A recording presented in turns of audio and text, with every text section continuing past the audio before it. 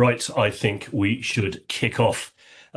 So great to see some familiar names on the list and better to see some new ones. So welcome everybody. For those of you who don't know me, I'm Dom from Optia. I just want to check, can everyone hear? Tony, Helena? Yeah, I can hear. Yeah, good. Well, listen, for those of you who don't know me, I'm Dom from Optia, and I really want to do this call, this webinar, or is it a podcast? I don't know. I want to do it because either you probably don't know that much about AI and may or may not be terrified of it, or you or your company are somehow using it and it is not working for you. So this is a riff on some of the recent headlines you might have seen about AI. I think there are one or two today from the Google CEO as well. And I want to debate what I think in response to those kind of fairly negative things about AI not working, which is that most companies don't have an AI problem, but they probably do have a data problem. And every week we meet organizations who have bought the tools, they paid the licenses, they've hired the talent, that's you, and they still aren't seeing ROI. So today we wanted to ask some questions about maybe why AI isn't delivering, what blocks the value, and how do the most successful companies get it right. And I'm honored to have Tony and Helena with us, two people who've been around the block a reasonable amount and seen quite a lot of stuff firsthand. So it should be fun. And I'd love this to be engaging as well. So please, do respond to the various polls. And if you have questions or comments, feel free to join. So Helena, moderator, but so much more besides. Over to you. Thank you so much, Tom. So 4 words that cost companies millions. We'll fix it later. Let me be more specific. Later costs the average enterprise millions and millions of dollars per year in failed integrations. Later means your AI investments deliver 20% of their promised value. Later is why your dashboards may show different numbers depending on who you ask. You've ever wondered why your tech investments aren't paying off the way you expected?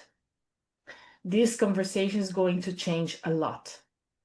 And we have two people who have been fascinated by this challenge and have brilliant ideas about how this can be fixed. So now, hey, Tony, before we dive in, tell everyone who you are and why this topic keeps you up at night.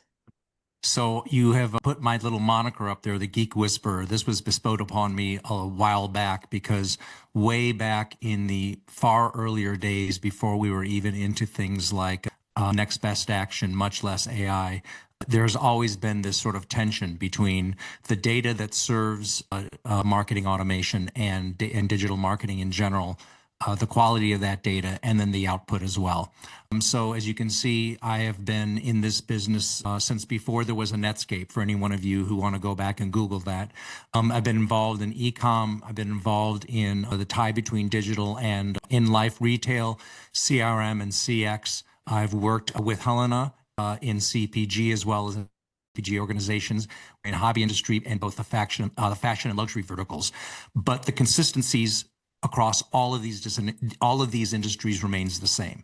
And the consistency is that you need an underlying pool of data to support all of the automation and all of the actual consumer experience you want to deliver to people, to keep them loyal to your brand, to keep them loyal to your retail establishment. And this has been a consistent conversation, and it's leading all the way up into AI. And so this is something that has been, very interesting to me for a long time, and it continues to be. And all we're doing is looking at new ways of working, but we're still we still need to address the same, sort of central problem. Thanks, Tony. So Don, you've mentioned in the beginning you're really interested to talk about this topic. So why? Tell us why. Well, listen, yeah, so I'm Dom. We founded Optia to help people. And I tend to get called when companies just want the problem that they have with data solved, or when expensive investments start looking like expensive mistakes. So I've seen companies with loads of tools that still can't answer basic business questions. And our partnership with Nielsen IQ exists because we are that kind of neutral third party, crashing data together, but also because we kind of keep seeing the same problem among their clients, kind of brilliant strategies, but potentially broken or pretty aged kind of foundations. And I think it's that which is kind of where the value is being lost. Yeah, thanks, Tom. Hey, Tony, let's get You, controversial right away. You know I love this. I know What's I could count on you for that too. So, what's the biggest promise companies are being sold about transformation? Please tell us everything. yeah. So, transformation is one of those words it's sort of like saying the word just.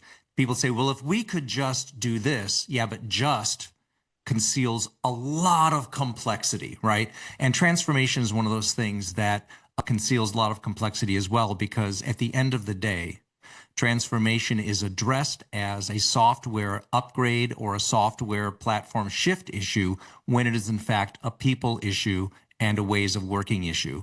And so, we can see here on the slide that we're showing here that you have a lot of money flowing into AI across CPG. But the idea is that in order to make AI work for you, you have to build the underlying foundation of how people work with it, and then you have to build the pool of data that is going to support it, because you hate to just roll out the same old garbage in, garbage out. But in fact, what happens is, the results that companies think that they're looking for don't happen because the underlying data pool, whether it's, you can say it's an LLM, a large language model, where you have agreed that you're going to deal with other people's data, or you have your own data that you're trying to refine and then implement AI to help you speed through it faster. Either way, this is going to be an issue. And we'll get into this a little bit later, but the notion of the disconnection, where the data that you have isn't able to tie together your different points of contact with a consumer, becomes very, very real when you're trying to plan what you're working on, right? And the idea is that with AI, the tool, AI, I think of as more of a way of working rather than a specific tool. And the idea is that if you start to adopt AI, you can't really treat it as a piece of software that people have to use. You have to treat it as a new way of working. And we'll get in a little bit more into this as we progress. But this is really where we're starting, is you have two sides of it. You have the same old problem, which is the quality of the data. It's not that the quality is bad, it's that the data itself is not harmonized, and you don't have consistency with all of the metadata that makes data useful. So what do I mean by that? You have a product in a database, for instance, like a PIM, a product information management system.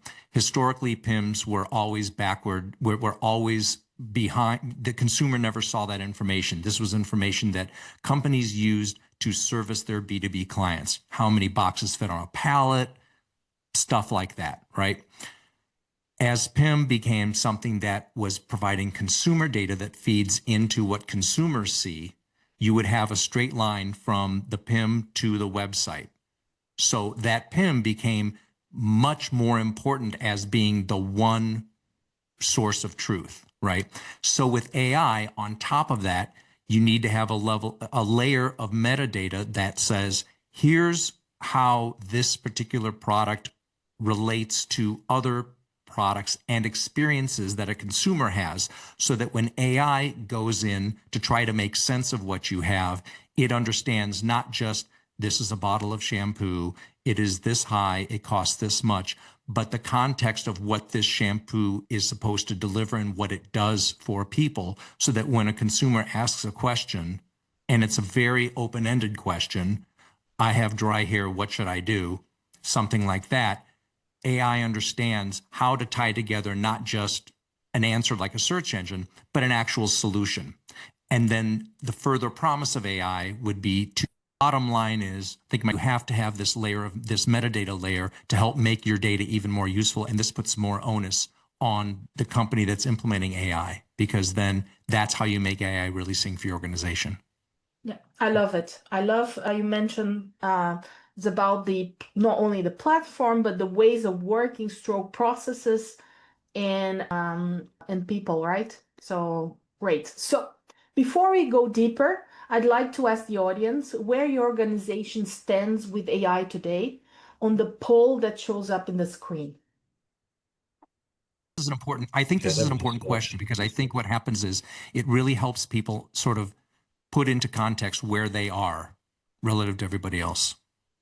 That feedback is always really important too, because I think that the perception versus reality of where your company is versus where it thinks it is important feedback for senior leadership in general, right? And it's not that we're going to, let's go call everybody's bosses and tell them. It's more that, if you have this idea that we're not very far, but then the company thinks it's very far, you can affect positive change in that area by saying, well, you think you're very far, but here's where I feel like it's not working, Yeah. or it's not working hard enough, right?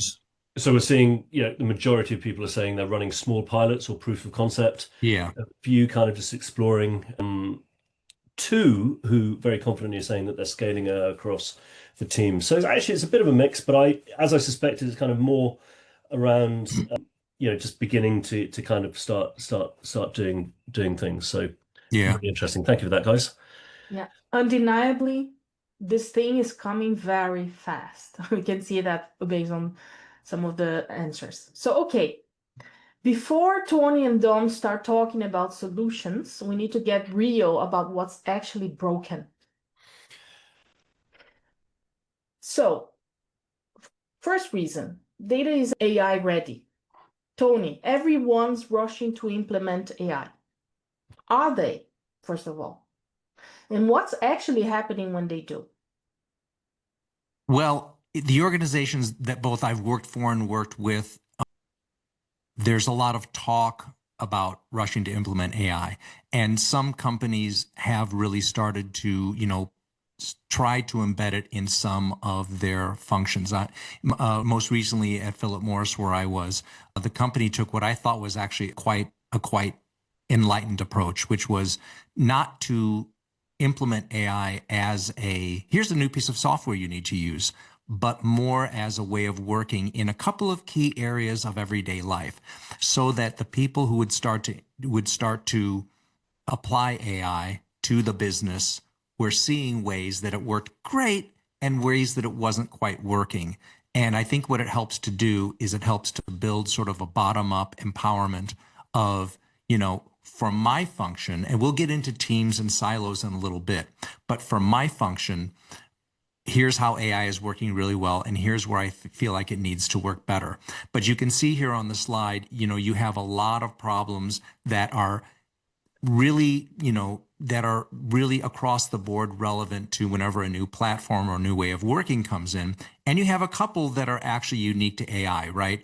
And what I want to do is I want to sort of focus on, the build before foundation. Teams do leap to start building this. We're using AI for this without really having the proper data layer in place. And so what happens is those pilots tend to generate something, but they don't really generate a meaningful outcome. And so I think, going through these steps as we've outlined here, figuring out, this landscape and how to defragmentize it to a certain point. This is a lot of pre-work that has to be done, and it's not very sexy, but it needs to happen. We'll talk also about ways of working with siloed ownership, because this is something that has been, as I said to Dom, his queen at one point said, it has been ever thus. But this is something that has existed for a long time in CPGs. And I know that Helen and I, you and I have commiserated over this for years. The manual workflows where the notion of cleaning data is something that people have to do is something, it takes a long time and it's expensive. And then going to unclear KPIs. What are we looking at from a KPI standpoint to be able to prove that this is working or not? And that establishing those KPIs really helps that second bubble of siloed ownership, because it aligns people behind a clear strategy. So this is an area that has been part of my professional career for a very long time, longer than it probably should be. Wow. Thanks, Tony. So let's keep the fingers a bit kind of warm. You guys can see a reactions button in the bottom. So a very quick poll. Has anyone here implemented AI and been surprised by what it revealed about your data? If yes, thumbs up. Let's. Okay. Thanks, guys. So, Don, you mentioned companies collecting tools like souvenirs. How bad does it get? Tell us. Ah, well, look, I think the record we've seen is 47 different tools across different teams. That was a reasonably large organization. It seems a lot. I kind of get it insofar as people have their own ways of working. You know, they've got things that work best for them. Also, I think, they're doing things their own way, they're in their own space, and people worry about making mistakes, right? I definitely think all that means that, to Tony's point, that organizations are perhaps going to keep more siloed. The point about KPIs, OKRs, they're probably not aligned at all in relation to this across the different kind of parts of the organization. And then I think there's a whole bright and shiny thing that's AI. Oh, I'll have a go at using AI to solve this problem for me. I'll use what I use at home because my company provides something, but it's either too hard to use or doesn't really do what I need to do. So I think in that respect, there's a little bit of a lack of governance around this. I don't think there's anyone from Campari on, but I was surprisingly or pleasingly surprised that I was asked about the AI transcription tool that we use. Somebody asked if they could see the documentation and where how the data was being used, which I think kind of shows that people are kind of beginning to think about it, although they're the first guys who have done. So this kind of governance, the kind of strategy, I don't think more tools should necessarily equate to more clarity, but I think I can probably see why it does. Tony, I don't know if you disagree with that or. No, no, no. You use the G word, governance, and governance is ultimately key to all of this. I think for a company to go into something like AI, which is again, I'm going to say it again, and it'll become like, if not a meme, at least worthy of a t-shirt. It's not a software platform. It is genuinely a way of working. Governance is key because AI as the bright, shiny object. I mean, I don't know if there's anybody on this call who's CEO has not been pushed by shareholders, whether they're public or private. What is your AI strategy? What are you guys doing with AI? Because the notion of AI, oh, it's going to cut costs for us. It's going to make everything more efficient. Yes, but it depends on how you use it. And the idea that if you have governance in place, you can really start to control what you're going to focus on, show some results, and then you can expand it. But without governance, you've got this department over here doing their own AI pilot for something that may or may not. It's going to always be a part of the strategy, but it's not going to really fulfill the whole strategy. And so you have all these different departments proving that, oh yeah, no, we're doing AI. But if you don't have governance in place, you really are creating you're creating a sieve rather than a funnel, if you'll sort of excuse the expression. And what you want to do is create a funnel where you have a lot of information coming in, but it's for one specific output. And then this is how you gauge how this is working for us. Then you can build a bigger funnel. But I'm with you totally. It's all about governance. Yeah, and let me try to contribute here my 2 cents. I have had great coaches at Mars Pet Nutrition, and one of the processes that could help having visibility on this, and also helps with the governance side, is the enterprise architecture management process. Then you are able to see what tools does what, how does it fit.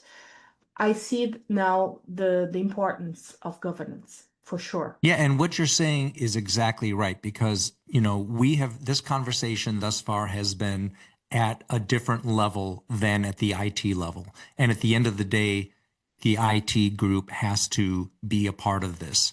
And if you don't have the business governance in place, then you can't provide the IT layer the information that they need to do their part in this. So I think what you're saying is spot on. That has to happen. Yeah, definitely. I'm super aligned. Okay, let's move to a word that I love, taxonomy. When we say broken taxonomy, what does that actually look like in the real world to you, Tony? So broken taxonomy, again, has been something that has been part of digital marketing from from the very beginning. So let me sort of give you an oversimplification of it. If you have a proper taxonomy for the products, and that is not fed, and that is fed up, and I don't know if I'm dropping. I'm okay.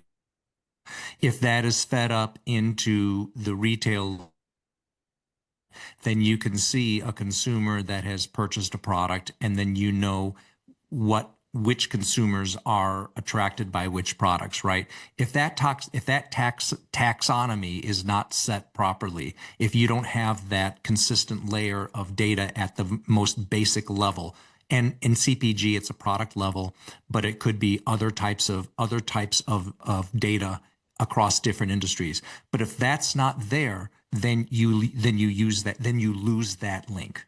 And the most important thing to have is that link, because then this is where AI can help you do things at scale. So up to like 4 years ago, you would go through your database and you would use whatever your CDP is, and you would say, I want to identify all the consumers I have that are consistently purchased this range of products but have not engaged with us online, and I want to send them something.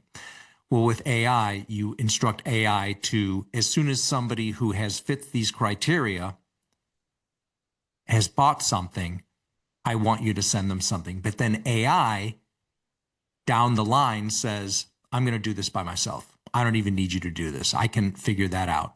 And so if you don't have that base layer there, if that taxonomy is not consistent across your entire range of data, then what all of the promise of what AI can do can't be delivered.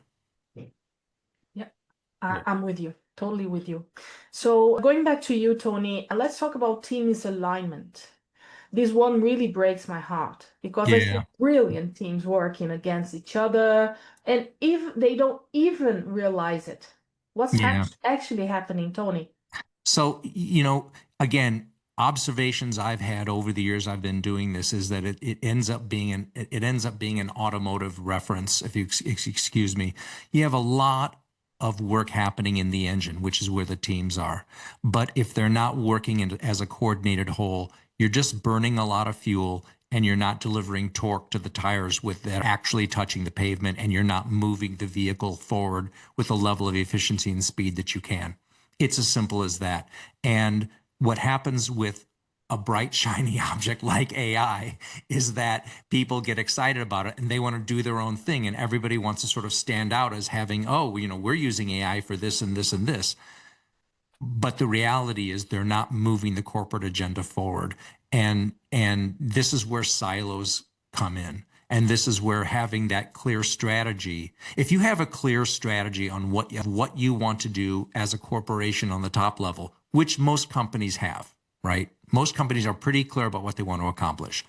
Then the layer below that is, okay, what are we going to do to get there? That's also pretty clear. But then when you get to the how are we going to do that, that's going to get us to the end, that how becomes where your silos are built. And it really is something that, to your point, I think, Helena, it breaks your heart, because you have a lot of really good people doing really good things, but they end up, instead of being like this, they're like this. And so, and sometimes really large corporations, like some of the ones that we've worked for, they can sustain that because they're big and they have momentum. But medium-sized to smaller-sized companies really burn through a lot of resource doing that, and that's a shame. Yeah. Oh, well, I think it relates to what you mentioned before also, like the ways of working needs to be changed, right? Yeah, absolutely. So now let's move a little bit. So we've discussed about the reasons just now for why things can go sour.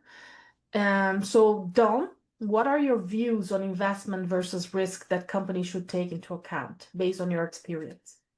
So I love a good quadrant. Actually, I'm more of a Venn diagram sort of guy, as long as I'm in the middle of it. But everybody loves a quadrant.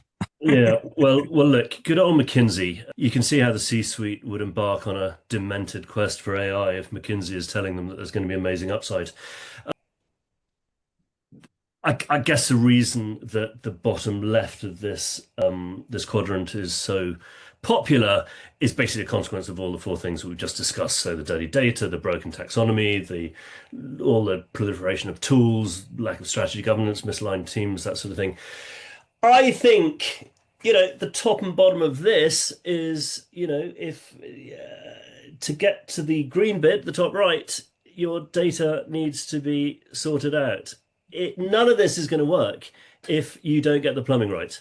We've mentioned garbage in, garbage out. I think there are more vulgar terms that are also used, but I can't, I don't think you can deny that you can't move anywhere to the right and up if the data is not clean. So it's a kind of fantasy to think that that prize is available if you don't have all those things that we were talking about sorted out, the plumbing, everyone driving in the right direction, etc., etc.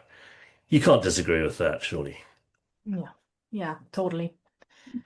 So let's keep warm, guys. Let's jump into the second poll of the call.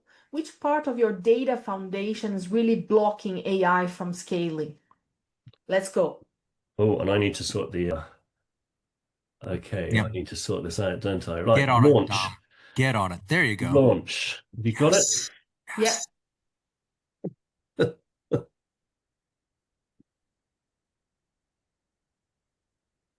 Right. What is coming in first? Well, it's a bit like Who Wants to Be a Millionaire, this, isn't it? Except Yeah, without the cash prizes. exactly.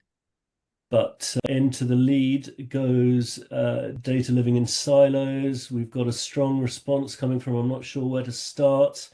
Coming up hard behind, too much manual data prep, no consistency. Well, I'm pleased that everybody's answering. What does that say when the It's answers are cover everything apart from limited automation or governance? yeah, so evenly distributed. And one of the things, see, for me, when I saw what the poll question was going to be, I thought for sure there was going to be a groundswell for number three.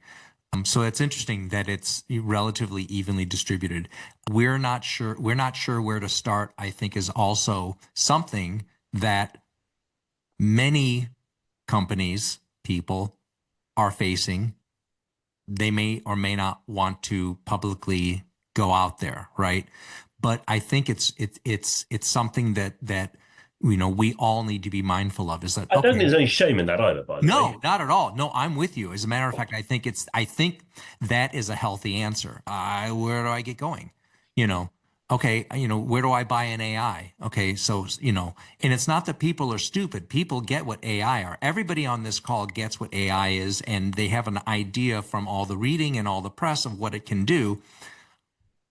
How do I, okay, what do I do with this? How do I get started? I think that's a very healthy answer. Brilliant.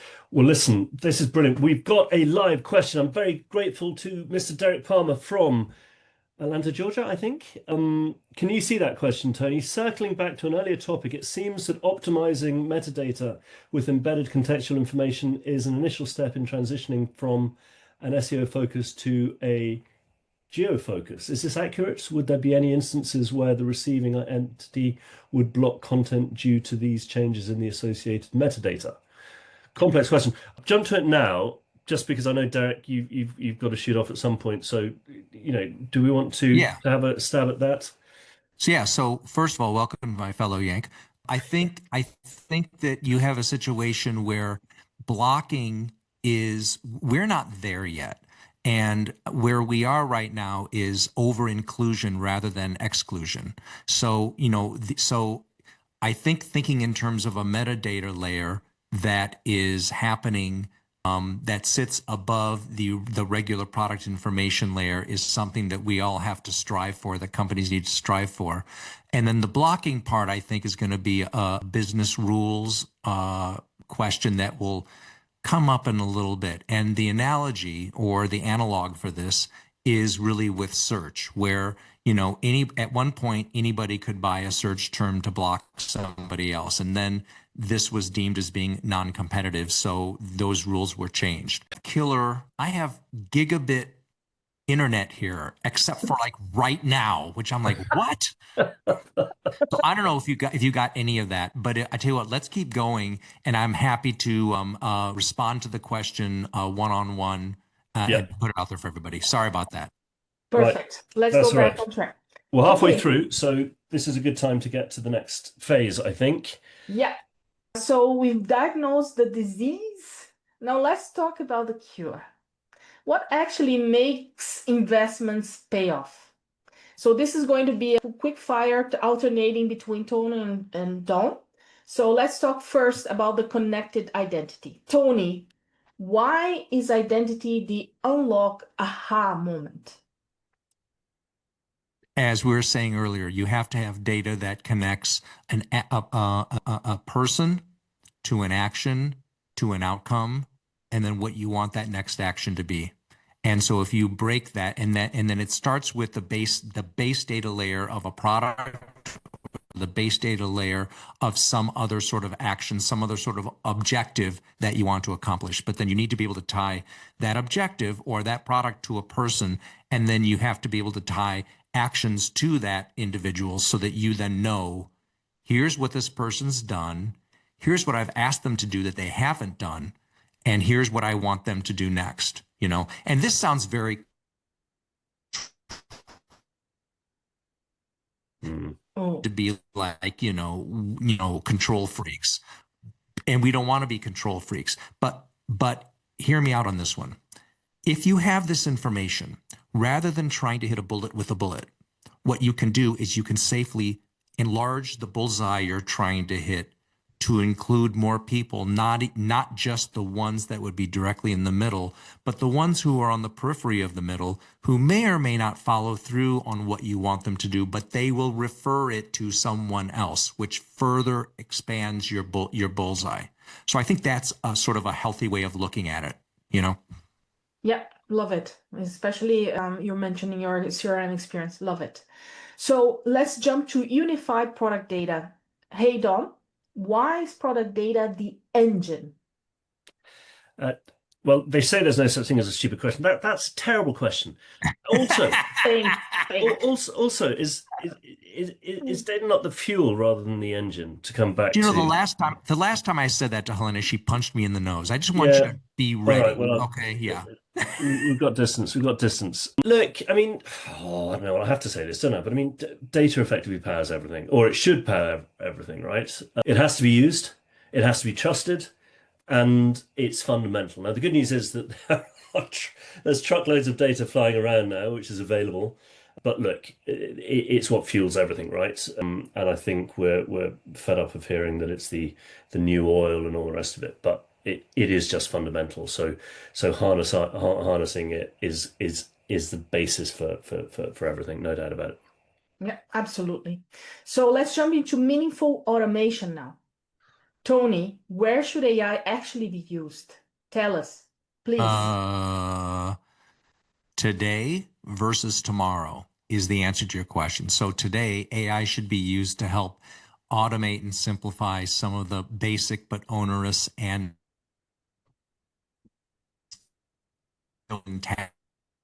tasks that we all have with, right? But tomorrow, and wherever tomorrow is really up to the organization.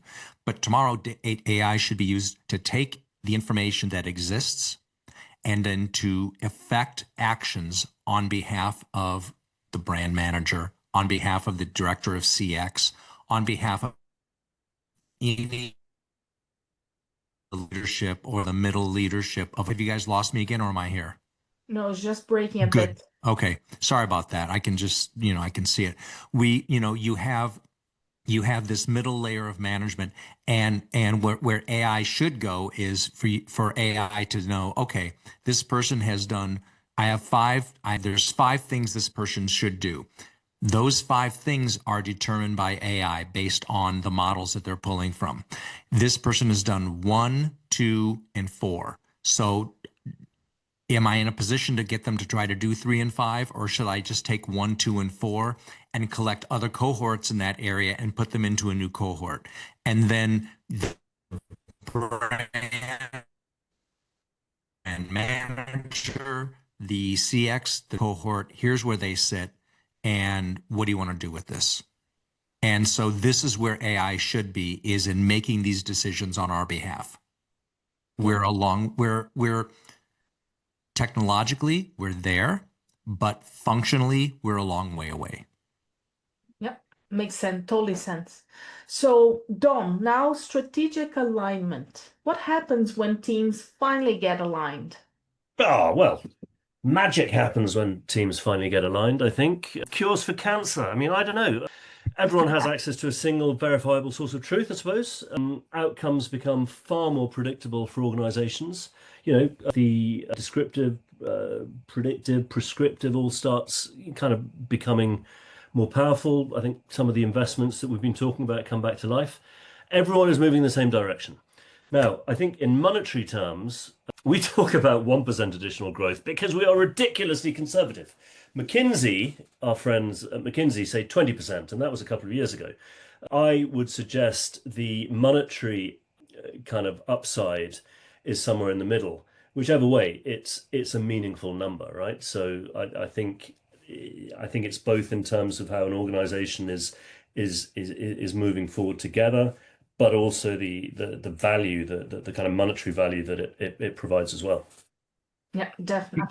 Can I add one thing to that real quick also? Because I think everything Dom said is right. And I would almost then either elevate it or bring it back down one step to say, you have supremely useful information that will help you drive the growth of your brand. And this is really what you're looking for, is the information that you have based on consumer behaviors, based on how the brand or the product is living in the real world. You have this information that you can use to drive your decisions. And that doesn't sound so sexy, but it's massively, massively valuable. Yeah. Talking about sexy, then Tony, why do the unsexy investments win? Why? Why do they win? Okay, so I just built a new house. That's not true, by the way, but I just built a new house and I'm having you both over for tea or something else. I'm not going to take you into the basement and show you the foundation. I'm not going to take you down and show you the air conditioning unit. I'm not going to show you the water heater because nobody cares about that. I'm going to show you the kitchen. I'm going to show you the master bedroom. I'm going to show you the living room with the 80-inch plasma TV or whatever. The idea is that if you don't have that foundation there, none of the rest of it works. So if you don't have that foundation there, and I'm in Switzerland and it's very hilly here, if that foundation doesn't exist, we get a good rain, the house slides down the hill onto the train tracks, which actually happened in our second year here. It wasn't our house, it was a different house, but it actually just like slid down. Wow. Oh yeah. But the idea is that you need that foundation. And when you're building a foundation, you're not just putting a bunch of bricks deep into the earth so that it holds the house up. You're figuring out, where do the pipes for plumbing come in? Where do the conduits for electricity come in? How am I connecting to my relatively unstable internet? You have to have all of this planning done. And this is the engineering part of it. And this is why our friends from IT, which I don't think we've given enough time to this session, we might need to do a podcast about that. Our friends from IT are so important because the engineering that feeds into the proper foundation of that house, that is IT on the CPG corporate level. And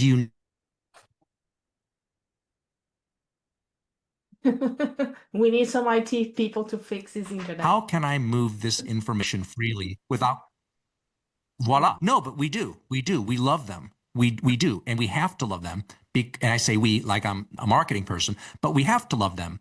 We have to love that writing, sexy engineering to make sure that foundation is solid so that then we can do all the things with the master bedroom and the master bath that we want to do. So it's really important. Love the analogy for sure. So guys, I'm conscious about time. Let's go to a very quick lightning round. Remember, fast answers, no filter. Let's be real. So, Dom, fastest way to waste money in data. Fastest way to waste money in data. And with an apology to someone who is on the call who does this for a living, fastest way to waste money in data is probably to hire consultants to tell you what you already know. That's one thing. Secondly, fastest way to waste money in data, try and sort it all out in one go. That's impossible. You've got to do it little by little, solving the problems that you have one by one. I think Tony might disagree. Third thing, fastest way to waste money in data, buy loads of tools and then inflict them on people who don't really want to use them. They're my three. Love it. Tony, biggest CRM crime. The biggest CRM crime, there's like so many that are competing. I think the biggest CRM crime is thinking that CRM is email. That's the biggest crime. CRM is not email. CRM is the management of people in a database and understanding based on what they do, what you want to offer them next.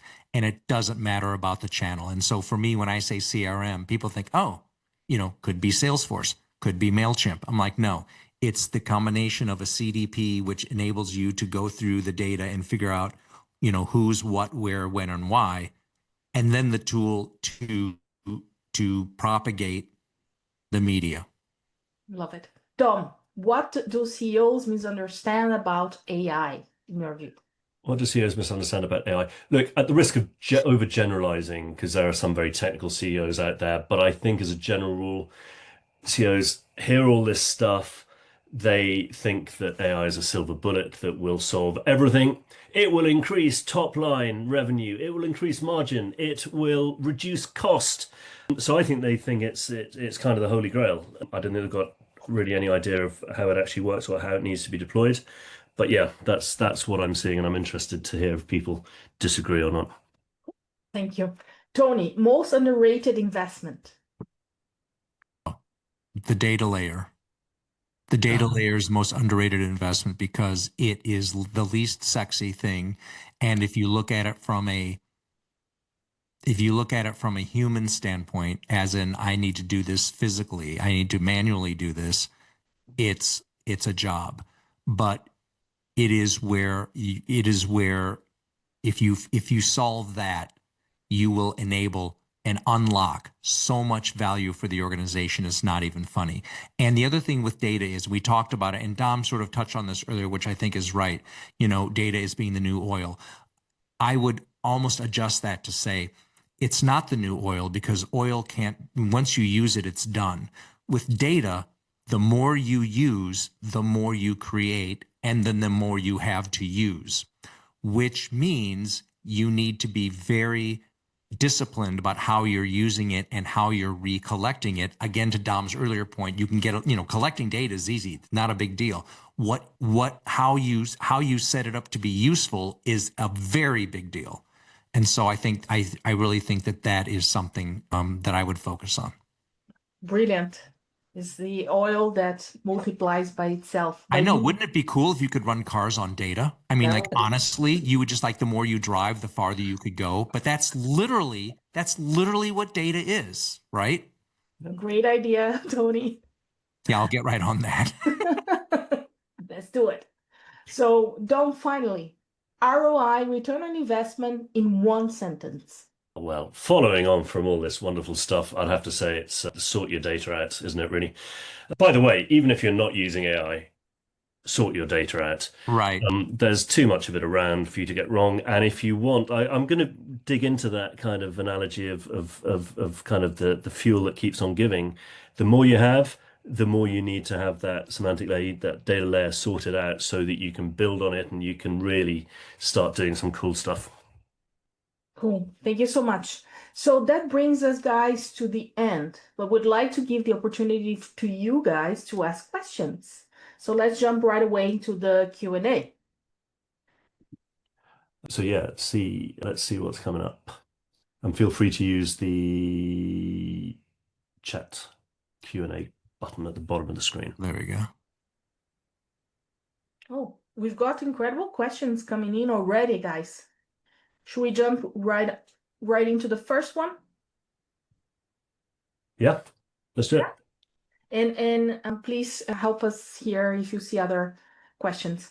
So first one, where do I start? Whoever wants to answer this, please I don't jump want to answer that. The beginning, don't know. Um, No, no, it's Stephen Covey. Begin with the end in mind. And as annoying as that answer is, it really is true. One of the things that I've worked on with a couple of different companies, both in a consulting function as well as when I was at PMI, is to say, what do we want to accomplish? And I don't mean for the forever term, because you don't really know where this is going. But what you do know is what's going to get me the information I need to know whether this is something I need to proceed with. And so you sit down and say, okay, where are the areas that AI can help us, and what do I want to get out of that to either prove or disprove that this is going to work for us? Are there companies where AI can't help you? Yeah, probably, but there are different ways of defining help. So if you assume that AI is an enabler that will give you benefits and efficiencies that will help your organization, let's take that as a given. What are those benefits and efficiencies that we need to have happen? And figuring out, how small of the slice of pie is going to give me enough pie so that I understand that this is a pie I want to consume more of. It was something I said to my son. We were traveling somewhere, and we were eating out, and he goes, I think I want to bite. I think I want to try that, but I really just want a little bite to see if I like it. And I thought, well, that's kind of a brilliant way of approaching AI. Take a little bite, figure out if you like it, work it into your organization, see if it's satisfying, if it's giving you very modest improvements in areas that matter, but not necessarily are, driving the enterprise. Then move towards something bigger. Of it. Another question that's super interesting. How, I think this is for you, Tony. How do I convince my CFO that fixing taxonomy and governance is not IT overhead, but actual revenue generating work? You have to tell the story in reverse. You have to say, instead of saying, I need money to do this because, you say, here's where we want to be. Now, what has to be true for us to get there? And what are the levels of investment that we need? And how can we carve this into digestible slices so that on an ongoing basis, you don't feel this huge drain, but that it becomes sort of like a regular drumbeat for the organization, right? It's kind of like Getting people to it's keep kind using of it. like paying rent. What are you saying, Dom? Sorry. Yeah, getting people to keep using it and to Yeah, exactly. It's kind of, you have to make, in your organization, you have to make AI kind of like paying rent. You don't want to pay rent, but at the end of the month, you know that it's there and you just pay it, and it doesn't become something that you're so concerned about. And having AI as a part of the organization, and I think getting also back to the specific question about data, right? Cleaning up the data layer. This is rent, and you got to pay it to keep it going. But having the conversation with the CFO to say, look, the quality of our data with quality in first. And it's not a 6-month thing. It's an ongoing thing. It's kind of like, I can you have versus playing tennis. You play tennis, kind of lost interest in it. You put the racket in the closet, you walk away. When you have a child, you can't just put the child in the closet and walk away. You have to keep feeding and clothing it. And data is like that. But the better you feed and clothe it, it will grow and it will deliver value for you. Love it. too You many gotta analogies. you gotta trust me on that, because I've got two 10-year-olds here and I'm questioning myself. But yes. So I think we have a time for one last question, and I love this. This is super controversial. Our data is messy because every market has its own way of working. I hear that a lot of times. How do global companies solve this without killing local autonomy? That's a great one. You have to ask you to answer that again, Tony. Sorry. Yeah. I can tell you, and Helen and I can kind of share this together. It's not a question of, it's not a question of, it's a question of governance, but it's not a question of reduction of the data points. It's a question of inclusion and getting all of the markets together to say, okay, we have inflation of the data points, right? And you're calling we have five different it could be more than this. We're having five different definitions of effectively the same thing. So we need to come to one definition. But we have all these other things, all these other data points and data point categories that may not apply across markets. That's okay. That's fine. We will include them because ultimately market A may not be watching a data point that market G is watching, but maybe data A needs to watch it.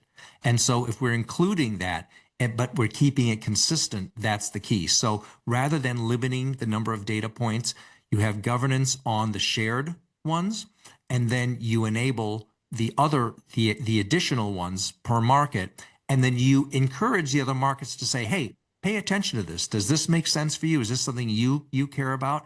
And in my previous employment where it was very, very heavily regulated, you would have a lot of this. And it really wasn't proliferation. It was genuinely, this data point matters in Italy. This data point doesn't matter in Japan, right? But there's a core set that does matter and that we need to sort of provide some governance on. Love it. It all depends on the maturity, right, of each market as well. Love Yeah. it. So over to you, Dom. We are just in time for the closing. Yeah, there's a cheeky question from Surya there, but we'll get to that later. We've got to go. Ladies and gentlemen, as the NIQ data extract of time collides with the Excel spreadsheet of eternity, and the LLM of fate hallucinates with the pivot table of destiny, it's time to draw this thing to a close. So, I'd like to thank you all for joining. I hope it's given you some food for thought. If you are not using AI, then that might not be the worst thing ever. Don't stress about that. If you are using it, you're not alone in the problems that you have. Just bear in mind what we've been talking about, bit by bit. Try not to use it in isolation. And remember that we're here to help. Feel free to kind of get in touch if you've got questions or ideas or thoughts. But listen, I'd like to thank Cal, Brett, Pankaj for all the stuff they did behind the scenes. And I would like to thank Helena and Tony, in spite of his Swiss connection, for a real tour de force, I think. And I would like perhaps to hand over to both of them to close us out, a sort of Jerry Springer's kind of final thought. So thank you, everybody, and over to you, our hosts. Tony? You want me to go first? Okay.